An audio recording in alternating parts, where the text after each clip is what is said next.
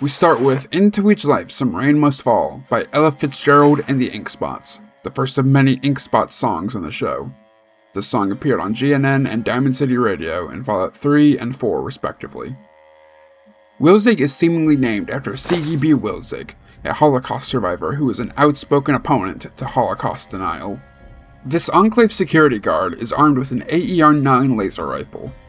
These scenes at the Enclave base were filmed at the Brooklyn Army Terminal in New York. What appears to be a super mutant is wheeled out under a tarp. The Enclave has a long history with the forced evolutionary virus, and it played a key part in their plans in Fallouts 2 and 3. In Season 2, we learn that the Enclave likely intends to use the FEV on Vaults 33 and 32. I think when Wilzig says, "Before the war, people joked about cockroaches surviving a nuclear blast.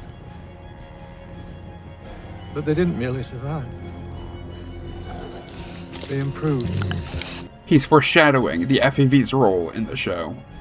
The Enclave dogs appear to be wearing a version of the brain control chips that play a major role in Season 2. The teddy bear Wilzig uses as a toy for CX-404 is a recreation of the teddy bears from 4 and 76.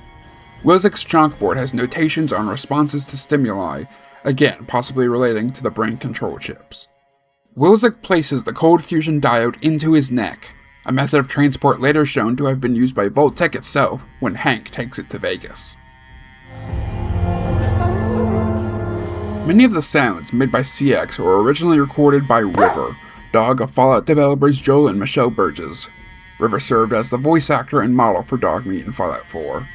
After her passing in 2021, Fallout Shelter placed a statue outside of every vault in remembrance of her.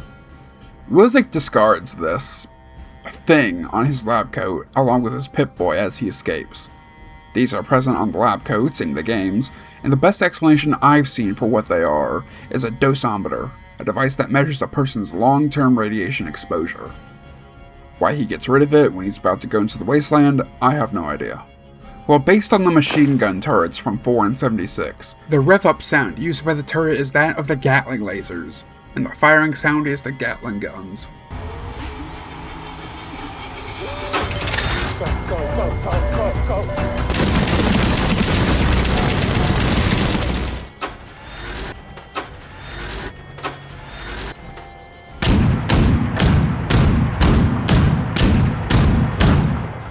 As we switch to Lucy, we hear Don't Fence Me In by Bing Crosby and the Andrews Sisters. This song first appeared on Appalachia Radio.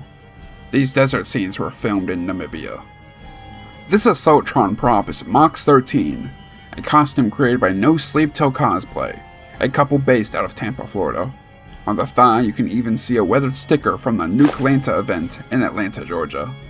Max says that Titus's armor has tempered lining.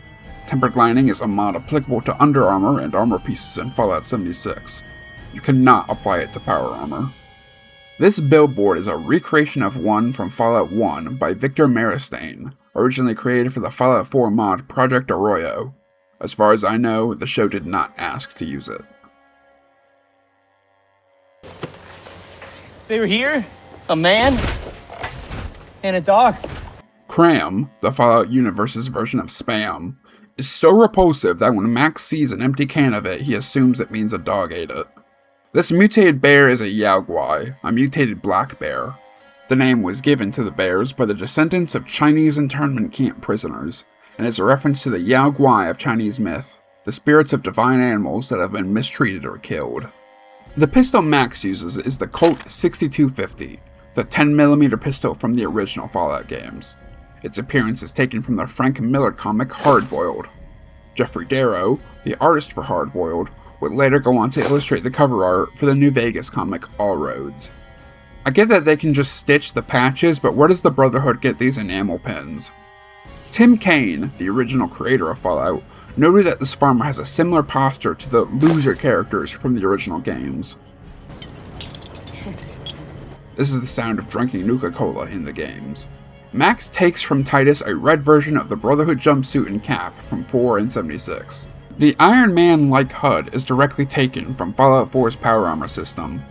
Later, when Max is fighting the ghoul, the individual pieces of the HUD even show the damage he's taking. When Max enters the power armor, It's a Man by Betty Hutton plays. This song first appeared on Diamond City Radio.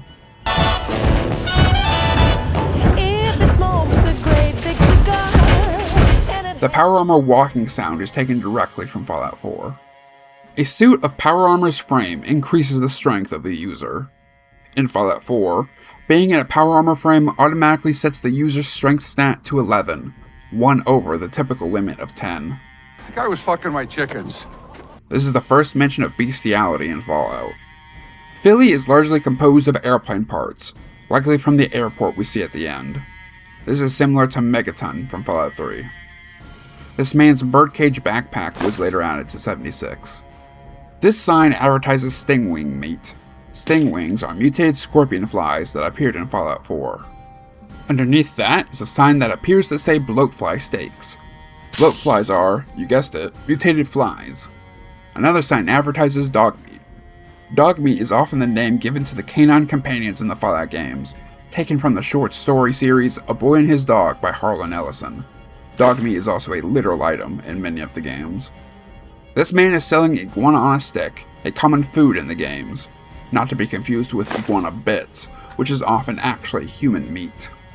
I've seen plane enthusiasts identify this as the wreckage of an F-4 Phantom II. Philly shares several design elements with towns from across Fallout. Like mentioned earlier, it's built from airplane debris like Megaton, and this large tower is reminiscent of Power Noodles in Diamond City. Also, do you know who the first person to leak Philly's set was? It was me! I did it! This Wastelander is reading the Wasteland Survival Guide, specifically the Road to Diamond City issue. Philly's walls are built out of shipping containers. The companies on the side of them are CMR, which is seen on the side of monorail cars in Fallout 3, and Robco, the producers of many of the robots in the series, including the Assaultron seen earlier. Robco's founder and CEO, Robert House, is seen in the Season 1 finale and is a major character in Season 2. This two-headed cow is a Brahmin, a common beast of burden in Fallout. Ma Jun's shop is a treasure trove of references. In it, we see stim packs, Vault Boy bobbleheads, a Giddy Up Buttercup, laser pistols and fusion cells, the Fallout 4 Special Edition Pip-Boy, the Wand Company Buildable Pip-Boy, a Vault-Tec lunchbox, the Sideshow Collectibles Plasma Pistol, a Marlin 1895, a laser rifle, what might be a combat rifle, issues of Robco Fun and Hot Rodder, boxes of Big Boss and Grey Tortoise cigarettes, a laser musket, a junk jet, a poster of Pebbles, the first cat in space, more issues of the Wasteland Survival Guide, a workstation very similar to the Tinker's Workbench from 76, a mini nuke, and a Vault-Tec party hat. Clean hair, nice teeth. All 10 fingers. This is foreshadowing to Lucy losing her right index finger in a future episode. Your primary crop is corn. You have a telesonic projector in your farm. It loops images of the Nebraskan countryside. This is the first time Nebraska is mentioned in Fallout. Last night, a bounty came in through all 6 agencies. The 6 agencies Coop refers to are unknown. Only 2 bounty hunter groups, the Regulators and Talon Company, are ever referenced in the game. I don't know, maybe one of them is Randall and Associates. The Ghoul's revolver was later added to Fallout 76 as the Dom Pedro. Interestingly, he has the pistol in 76, which takes place 200 years before the show, but when he's dug out of his grave in Episode 1, he seemingly doesn't have it. A couple of weapons from throughout the series appear in the fight in Philly. Ma Jun uses a Ruger Mini-14, a variant of which appeared in Fallout Tactics. This Wastelander is using a Volkssturmgewehr, a weapon built for civilian use by the Germans in the final months of World War II. It is the basis for the Radian rifle in Far Harbor. You can see Walton Goggins trying to fit this cartridge into his rifle before realizing it's too big. While Power Armor does have the capability to have a jetpack, these are large, bulky backpacks, and not the Iron Man-like wrist jets we see. This change is probably for practicality reasons, as a big backpack would make the already heavy and unwieldy Power Armor suit even more heavy and unwieldy for the actors. Same with the faceplate being able to rise, giving an easy way to see the actors' faces without having to remove the entire helmet. This T-60 pistol is built around a Desert Eagle, a gun that appeared in the original games. The T-60 pistol itself was later added to Fallout 4 via an official creation. These aren't real coordinates and lead to nothing. These are the real coordinates of the Griffith Observatory. Lucy and Wilczek stomp at a fallen Soviet satellite. In Fallout, American and Soviet relations were much warmer than in real life, with even a Soviet diplomat managing to make it into Vault 13 when the bombs dropped. Here you can see the airport that Philly likely got most of its building materials from, and where the credits animation takes place. This appears to be a Slocum's Joe, a chain of donut restaurants. This was later identified as a surgical ripper. Rippers are a series of handheld chainsaws that saw heavy use both by civilians and the military before the war. This ripper was likely made for the original reason that the chainsaw was invented, to aid in childbirth. Over the credits plays I Don't Want to Set the World on Fire by the Ink Spots, a song that's become synonymous with Fallout. The song was originally supposed to be played over the intro cutscene to the original Fallout, but Interplay failed to obtain the rights to use the song, so maybe, also by the Ink Spots, was chosen. I Don't Want to Set the World on Fire was finally used in the intro for Fallout 3, and has been on every game's radio except New Vegas's since. We see a poster featuring Uncle Sam in power armor, reminiscent of posters from Fallout 3. We see a billboard for Horizon Airlines, one of two known major airlines in Fallout, the other being Skylanes Air. Both companies have crashes that you can discover in Fallout 4.